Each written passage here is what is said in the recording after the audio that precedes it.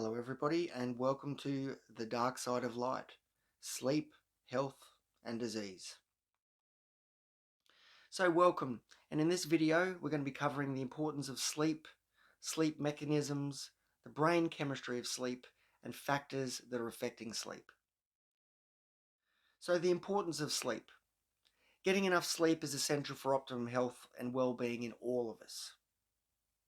And sleep is an essential function that allows our bodies to heal, grow, recharge, and sleep literally is an important part of our daily routine, which we spend about 1/3 of our lives doing.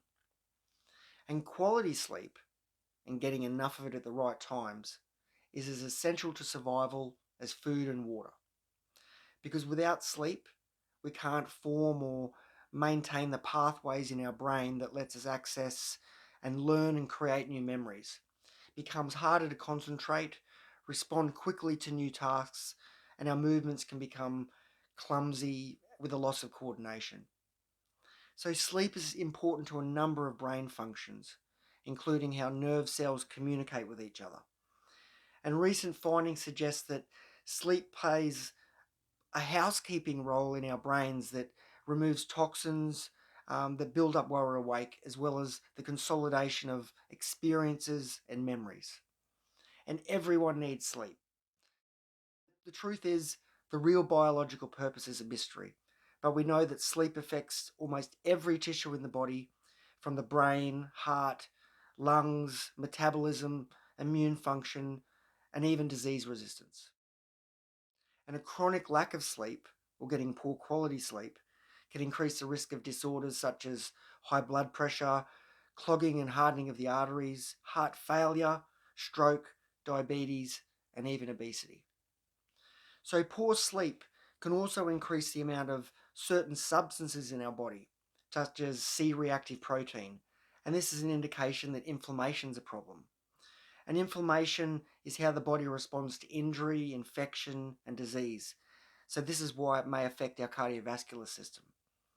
But with too little sleep, the body is also likely to produce stress response hormones such as cortisol. And after sleep deprivation, several people in studies have higher levels of cortisol later in the day when it should be tapering off to prepare the body for rest. So how does high cortisol actually make us feel? So when your cortisol levels are high, and they've been high over a long period of time, your adrenaline glands start to get depleted, and this starts to raise prolactin levels, and this increases your body's reactivity or sensitivity to pain, headaches, backaches, and muscular pain. So most adults and children require between 7 and 9 hours, and obviously children and teenagers more. So adequate sleep allows us to get new information and to get rid of toxins. It helps nerve cells communicate, reorganize, and support healthy brain function. And this way that the body can repair itself, repair cells, restore energy, and release molecules and hormones that are critical for overall health benefit. So healthy sleep helps us remain healthy and prevent diseases. But without enough sleep, the brain doesn't function properly.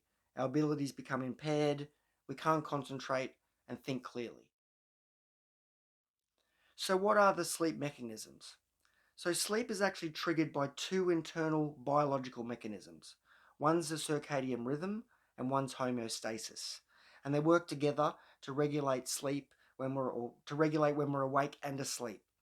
So circadian rhythms, they direct a wide variety of functions from our wakefulness, our body temperature, metabolism, and release of hormones. And they control our timing of our sleep and cause us to be sleepy at night and our tendency to wake up in the morning. So this is our body's alarm clock, which is roughly 24 hours a day for most people. So circadian rhythms, they tend to synchronize with the environment that we're in, and they're controlled by light, temperature, and this gives us feedback about the actual time of the day when we should be awake or asleep. But they also continue in the absence of these cues. But then you have sleep-wake homeostasis, and this keeps track of our need for sleep. So the homeostatic sleep drive, this reminds us to sleep after certain times, regulates our sleep intensity and gets stronger every hour that we're awake. And the more that we're awake, the more we start to get sleep deprivation and need to sleep. So factors that can influence your sleep include medications, environment, temperature, light, what you eat and drink. But the most influence is light. So there's specialized cells within our eyes that process the brain to tell us whether it's night or day. And exposure to this light, or general light, can make it difficult to fall asleep and return to sleep when you're awake.